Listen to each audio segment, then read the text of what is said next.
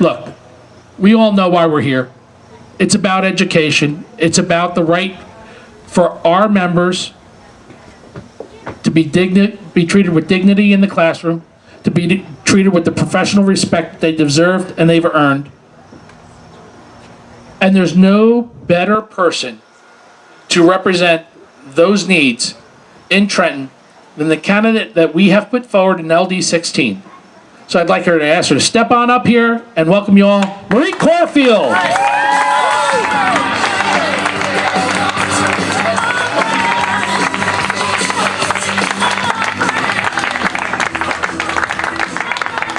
Thanks, Pete. Thanks, Sue, for hosting this great event. And I want to thank our county chairs who are here today, Peg and Mike, and of course, Jim Dean for coming down here. I cannot thank you enough for Democracy for America's endorsement of me last year and this year, for everything that you are doing for our race, for the races throughout the state, and for the causes that we all believe in throughout the country. And I know this has been a long day for you. Oh, and watch, don't sit in that chair. Okay. I was going to go right off the edge of the steps. I'm a teacher, what can I say? And I know that the overwhelming majority of people who are here today are educators. And I am not going to talk about education because you all know what's going on. We all know how horrible this year is in our classrooms and in our buildings. This is the worst start to a school year that I have ever seen in terms of the pressure that is on educators right now, and all the drastic cuts that have happened over the years to our public schools, and now combined with this new evaluation system and the new emphasis on standardized testing. It's really gotten this school year off to a bad start. But I don't want to talk about that. I do want to talk about our students, because the people on the right, people who I'm running against, the Tea Party or Donna Simon and her running mates, the incumbents, love to talk about, they love to say rather sarcastically that, oh, teachers say it's all about the children, but it's really not. We know what you're working for. They love to talk about the boat checks that we get at retirement. And I don't know, I'm not getting any kind of boat check when I retire, because I'm not going to retire. But I want to talk about our kids, our students, because I've knocked on a lot of doors over the past 3 years running for this seat. And as of today, we have broken 12,000 doors this year. So I'm very proud, and I am very, very thankful also. I have to thank all the volunteers who came out and canvassed with us today. Thank you so much for doing that today. I really, really appreciate it. And I knock on a lot of doors, and I hear a lot of stories from people. And Christian has heard them too, and Ida's heard them. And and Ida can't be here today because she's working. She's a small business owner, and she and her husband, they're wedding photographers. Weekends in the fall are prime business time for them, and she cannot take the time off. So she's got to work. And I hear from a lot of people who are like us, who are hardworking middle-class taxpayers, who just want to provide for their families, who want to put food on the table, clothes on their kids' back, have a roof over their heads, and maybe be able to go to sleep at night and not have to worry too much about how their bills are going to be paid.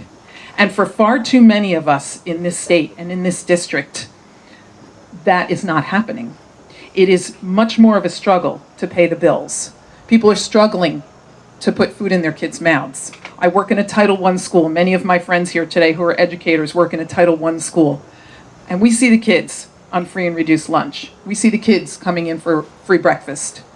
And when I hear their stories at the doors, and then I go back and I talk to educators, and I say, can you help me out? Can you come knock on a door? Can you come make a phone call? I hear some educators say, oh, Marie, I don't get involved in politics. That's not my thing. I can't do that. And I want to say to them, and I'm going to say it to you, because so many people here are educators, and I'm hoping that you will take this back to them. We are politics right now. We are in the eye of the political storm right now. Our profession, other than elected officials, we are the most politically charged profession there is. We have no choice. The fight to fund women's health care is our fight, because we know that mothers who get quality prenatal care their kids have a better chance at life. They're better prepared for school. We know that kids who get quality checkups are better prepared for school. The fight for hunger is our fight. When kids are knocked off of, when parents are knocked off of food stamp programs, that's our fight. Because those kids come to school hungry and they don't have the leg up that other kids do, that are able to get 3 square meals a day. So that's our fight. Not to mention the cuts to public education as a whole, because we know that so many kids suffer with class sizes ballooning and programs being cut.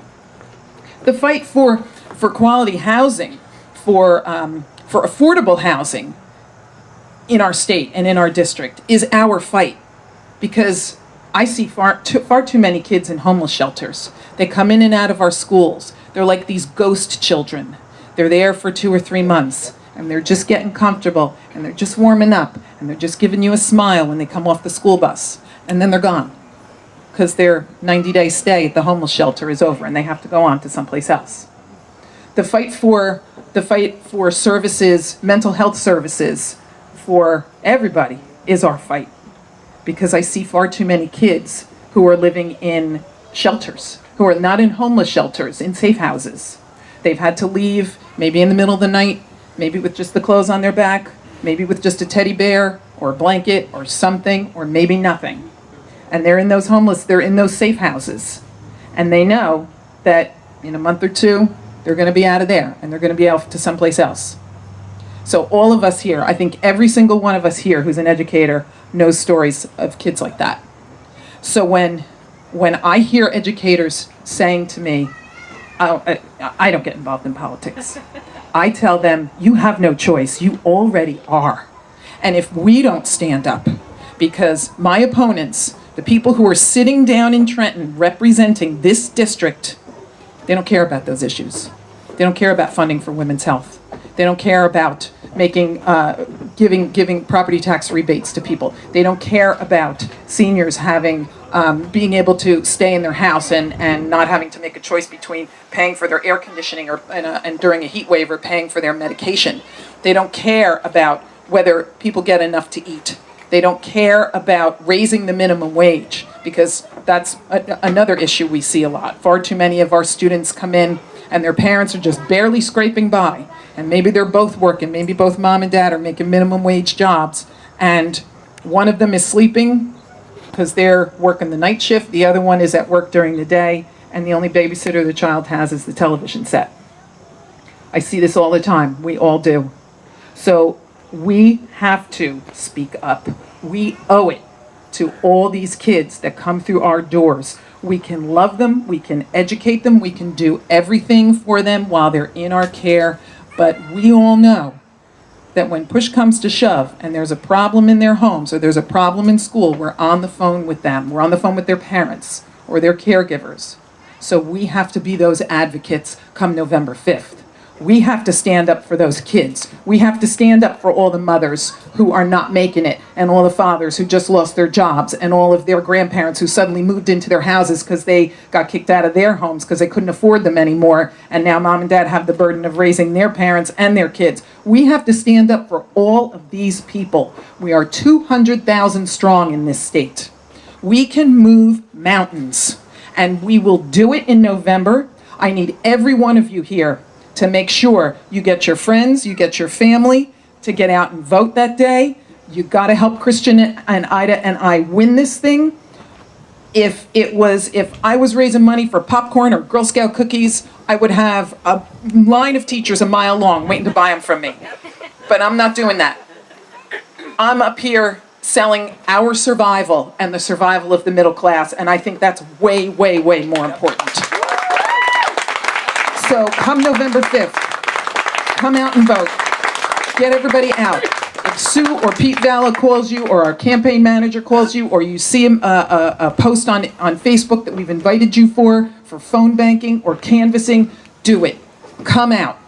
Because the middle class in this state depends on it. And you know I will be there for you on day one as your advocate and as an advocate for everybody who has been left out of this great Jersey comeback, because we've got a Tea Party right-wing agenda right now representing us in this district. So let's do this November 5th, and let's all work together and make it happen. Thank you very much.